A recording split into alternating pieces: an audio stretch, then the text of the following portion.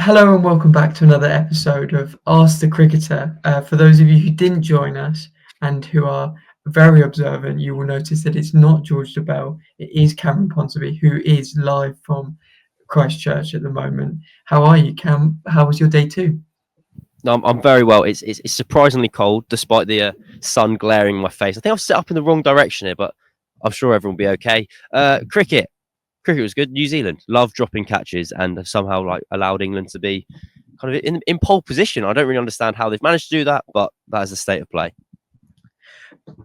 Before they started dropping catches, Nathan Smith had a really good start, a really good morning in that last over of the morning. Jonathan Evans asked, should England look at Nathan Smith's bowling and give debuts to players whose first-class record isn't abysmal? That's tough. It's tough, that. Well, the most annoying thing potentially about England's selection policy over the last however long in the Stokes and McCullum era is they've kind of got it right most of the time. They have successfully plucked people out of obscurity. Rayan Ahmed in Karachi, an 18-year-old, taking 5 from debut. Shoaib Bashir bowling pretty well across India. Josh Hull hasn't really had a chance. He had played one game.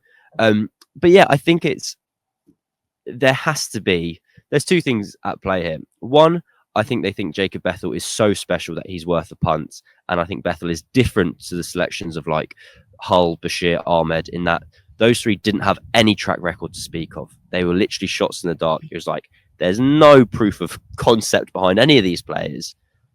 Whereas with Bethel, he actually has a large-ish body of work in first-class cricket. He's played 20 first-class matches and hadn't performed well. And that's a key difference. They kind of go, we don't care about that. We think he's very special. We think he has a game which is well suited, not only Test cricket, but to batting at number 3. That's what Joe Root said ahead of this Test match.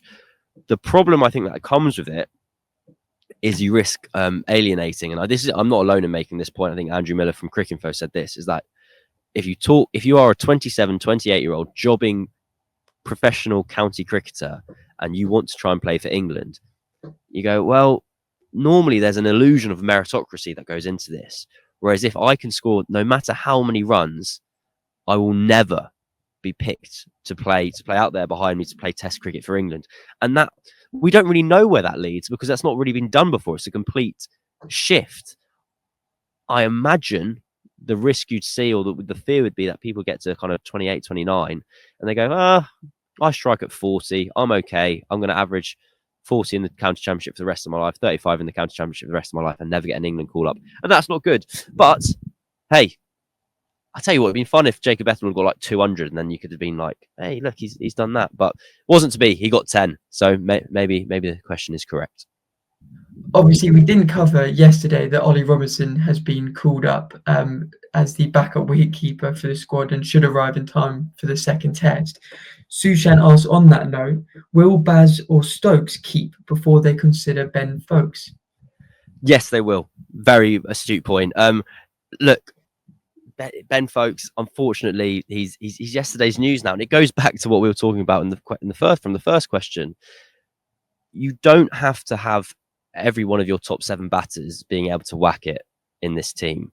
You do need your number 7 too, because the problem that happens and what Jamie Smith has been able to do so well is whilst he's batting with the top 6, you bat as a top 6. You're there and you're continuing the kind of pace of the innings as it is going.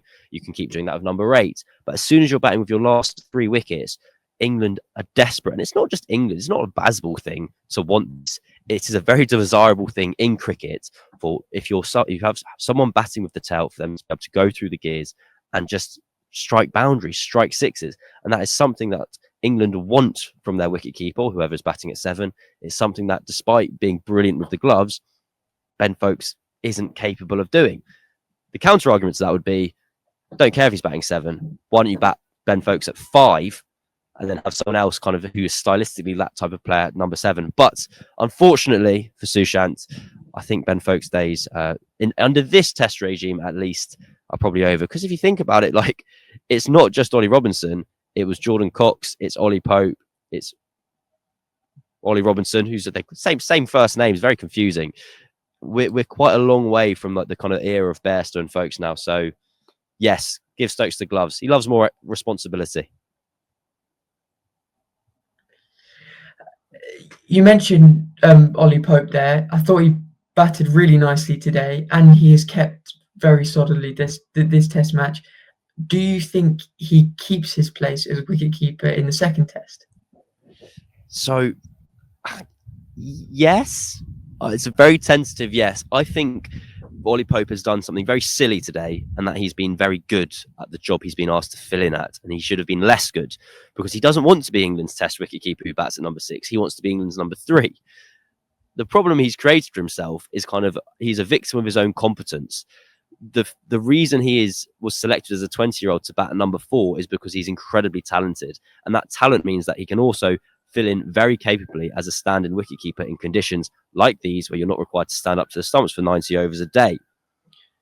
I think if you're England and you go, right, who do we value? Who do we really value in these positions? We know that Jamie Smith's our wicketkeeper for at least the short to medium term. So we've only got 2 more games to fill in. Do we want to see Jacob Bethell get to bat 5 more times, someone we rate so highly that we've parachuted him in here? Or do we want to give a debut and 2 Test matches to Ollie Robinson because he's a bit better at wicket-keeping, but then we kind of don't get to see Jacob Bethell? I think there's a very real world where they decide against giving Ollie Robinson his debut and they just keep the gloves of Ollie Pope. And they've done that before. Ollie Pope captained Multan after Ben Foakes had been kind of missed the first Test in Pakistan in 2022 through illness. And they went, you know what? He was fine. That was okay. And so there had to be a very awkward situation on that tour where Pope hadn't brought any wicket-keeping kit. So he used Ben Foakes's for the first Test match and he just didn't give it back. He had to go back and be like, actually, mate, I'm going to keep this for the second Test. So, yes, in short, I think there is a very real world where Ollie Pope keeps the rest of this series. I think it could be a problem for him in the long run because when we get back to the summer, if Pope continues to bat well in this series as well, and England think actually his game is better suited to the middle order rather than number 3, he might be creating a kind of selection conundrum of his own making. Absolutely. I remember having a really interesting conversation with someone at Surrey this summer, actually, about Ollie Pope's wicket keeping, and they rated it higher than even Jamie Smith's, which was fascinating. Wow. He has done a good job, and I thought it was a very Pope innings today, one that he would have played at number 3 and everyone feels quite uneasy about because it's not how a number 3 should play. It's very frantic. But actually, as a number 6, it sort of worked. It sort of got England back in the flow and ended up being quite a counter-attacking, frantic-looking knock. Well, Pope's kind of blessed and cursed here in that when it works for Ollie Pope, he's proactive.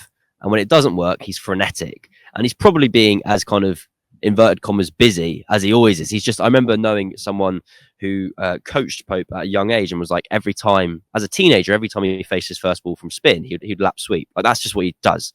He's trying things. He's proactive. He's trying to make things happen. He's trying to force the issue.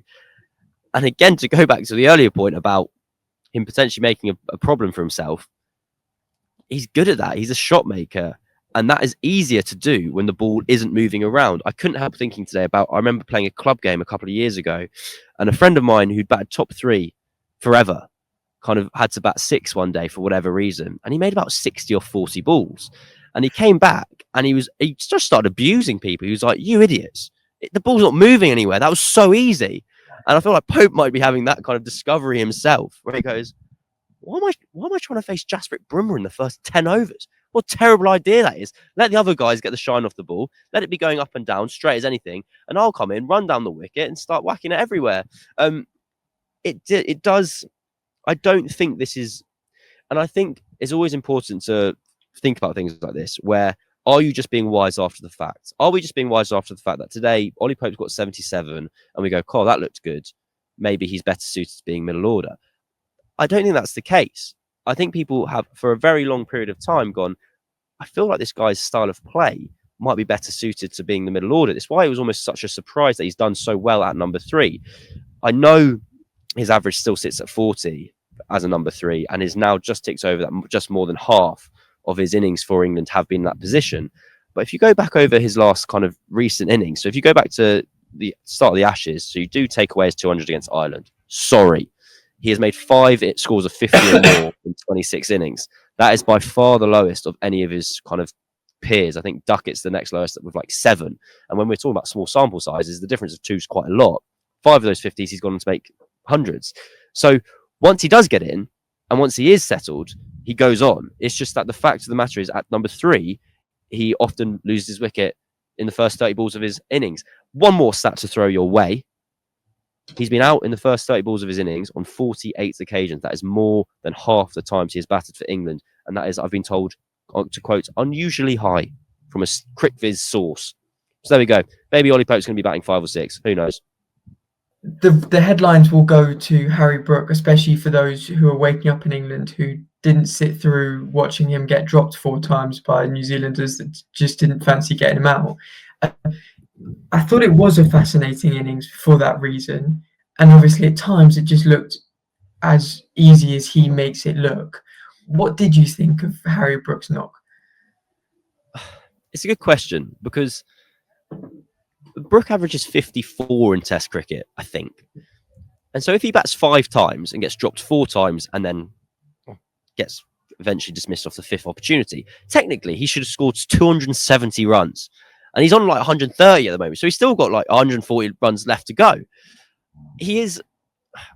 I just kept on thinking, what is the difference between this guy and Ollie Pope? I was like, weirdly, Brook is less than half of the way into his career that Pope is. He's played about 20 Test matches. Pope's played 50.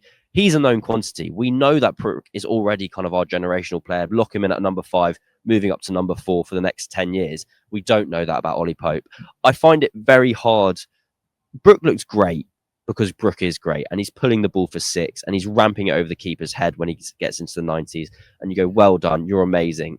But I find it impossible to kind of give ultimate credit to this innings where, by his own standards, he could have been out 4 times. And it's not like he was dropped on 90, 92, 94, 96. He was dropped on 18. He was dropped on 40. He was dropped on 60. He regularly had given up opportunities. Now, look, he's an amazing player, and you can't hold someone getting dropped against them. But there'll be plenty of times in my life where I wax lyrical about Harry Brook and about how amazing he is and how amazing he was. His spectacular chanceless innings to watch was, and just today wasn't one of those times. He kept on getting thrown on the floor. So yeah, New Zealand's paid the price, because now Brook has taken England all the way up to almost parity and could take them a long way beyond. Sushan asked another question. He said, why didn't the Kiwis make Bunsen's to ensure they won the series 3-0? So it's a good question, and it's one I think people have wondered in general about, just kind of like moneyballing it. 2 things. One, well, just to explain the theory, the idea would be that New Zealand have just beaten India 3-0 in spinning conditions. England have, over the last year and beyond, been very poor in spinning conditions. So you go like, why don't you make the Hagley Oval like turn? Gary Stead kind of laughed it off. I think he was kind of half put to him, but he immediately was like, we're going to play 4 seamers here, won't play a spinner because like it doesn't spin at Hagley Oval. And I think it doesn't spin at Hagley Oval is like probably the key point here, rather than it being a case of like, could New Zealand have gone down this route and like operated this strategy? Can you make Hagley Oval play like Chennai? Is that possible? How do you do that? Can you change the components of the soil? I don't really know. I think you could potentially try and make it a bit more spinny, but I don't think you're going to I don't think you're going to create kind of subcontinent wickets in what is one of the most bizarre weather systems. A beautiful weather system, New Zealand, congratulations, but very bizarre. You don't know if you're too hot, too cold at any moment in time, but those watching will be able to see the blue sky behind me and will not be sympathetic at all, and nor should you be, because Christchurch is wonderful. It's just I'm a little bit cold, so let me say that. Thank you very much for joining us after day 2 of the first test. We will be back for as long as this first test goes on and for the rest of the series. So thank you very much for joining me, Cam, and thank you for your questions. Worries.